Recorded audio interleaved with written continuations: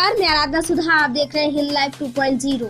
गुजरात में आज से पहले कभी स्थिति ऐसी ना थी कि चुनाव आयोग को गुजरात चुनाव की तारीखों के ऐलान से पहले मोरबी के पुल के हादसे पर शोक दिखाना पड़ रहा हो और चुनाव की तारीख यह कहकर ऐलान की गई हो कि जनवरी से मार्च में मुश्किल होगा, जबकि जनवरी से मार्च के बीच ना तो राजस्थान में चुनाव है और ना ही छत्तीसगढ़ में। चुनाव आयोग के पास और कोई तर्क नजर आया ही नहीं। और जब हिमाचल के चुनाव 110 दिन पहले, तो परिणाम एक ही दिन जारी क्यों किए जाएंगे?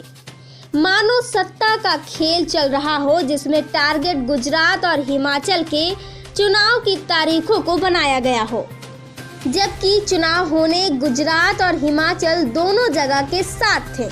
पर पहले चुनाव आयोग ने हिमाचल के चुनाव की तारीख का ऐलान किया 12 नवंबर को। अब गुजरात की चुनाव तारीख तय की गई, जिसे 2 फेज में बांटा गया, 1 दिसंबर और 5 दिसंबर। लेकिन इन दोनों में ही परिणाम घोषित करने की तिथि एक ही रखी गई, 8 दिसंबर।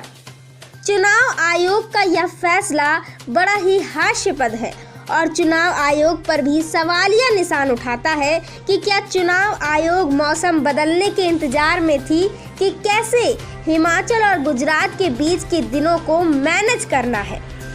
गुजरात और हिमाचल में चल रही बीजेपी की तैयारियों को लेकर बीजेपी ने बिसात तो बिछाई गुजरात चुनावों को लेकर, लेकिन वह सफल न हो पाई, जिसका कारण मोरबी के पुल का हादसा बना। दरअसल बीजेपी की तरफ से एक लिस्ट जारी की गई जिसमें उनके सभी कैबिनेट के मंत्रियों के नाम शामिल थे। यह लिस्ट इसलिए जारी की गई, इसमें मौजूद सभी मंत्रियों को समय समय पर गुजरात में उपस्थित होना अनिवार्य है चुनाव प्रचार प्रसार के लिए। इस फहरिस्त में कोई ऐसा मंत्री नहीं बचा जिसे गुजरात जाना ना हो, भले ही एजुकेशन मिनिस्टर हो, आदिवासी मंत्री या गृह मंत्री हो या खुद क्यों ना प्रधानमंत्री हो। यानी यह साफ हो चला कि नवंबर भर किसी भी कैबिनेट के मंत्री को कोई भी कार्य करना नहीं है, क्योंकि आपका सारा ध्यान गुजरात के चुनाव प्रचार में होगा।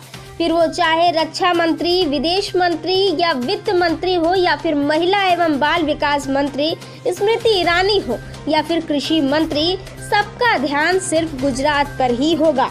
इससे यह साफ होता है कि देश के प्रधानमंत्री जी के लिए गुजरात कितना महत्वपूर्ण है। जब गुजरात में प्रधानमंत्री जी की रैली का आगाज किया गया तो उसमें इन बातों का ध्यान रखा गया था कि प्रधानमंत्री नरेंद्र मोदी कौन कौन से 8 जिलों में इन 3 दिनों तक सफर करेंगे और कौन कौन सी योजनाओं का ऐलान करेंगे। लेकिन मोरबी पुल के हादसे से गुजरात में शोक की लहर दौड़ पड़ी, जिसके चलते प्रधानमंत्री जी की रैलियां जलसे तो हुए पर उस तरीके से ना हो सके जैसे होने चाहिए थे, क्योंकि बीच बीच में उन्हें भी मोरबी पुल के हादसे का जिक्र करना पड़ा, लेकिन रैलियां और जलसे ना रुके। इसके बाद 11 जिलों में माननीय गृह मंत्री जी को जाना था और वहां के मंत्रियों के साथ बैठकर रणनीति को आगे बढ़ाया जाता, और जिसके बाद कैबिनेट के मंत्रियों का काम शुरू होना था। लेकिन अगर गुजरातियों के बीच की जाति धर्म के नाम पर खिंची लकीरें मिट गई और जनता हिंदुत्व की पटरी से उतर गई, तो पिछले 27 सालों से चली आ रही बीजेपी की सत्ता को धराशायी होने में वक्त नहीं लगेगा और फिर बीजेपी का डरना भी जायज होगा, क्योंकि गुजरात चुनाव का सीधा असर 2024 के चुनाव पर पड़ेगा। दोस्तों, यदि आपको हमारा वीडियो पसंद आए तो हमारे चैनल को लाइक, सब्सक्राइब, शेयर करना न भूलें। धन्यवाद।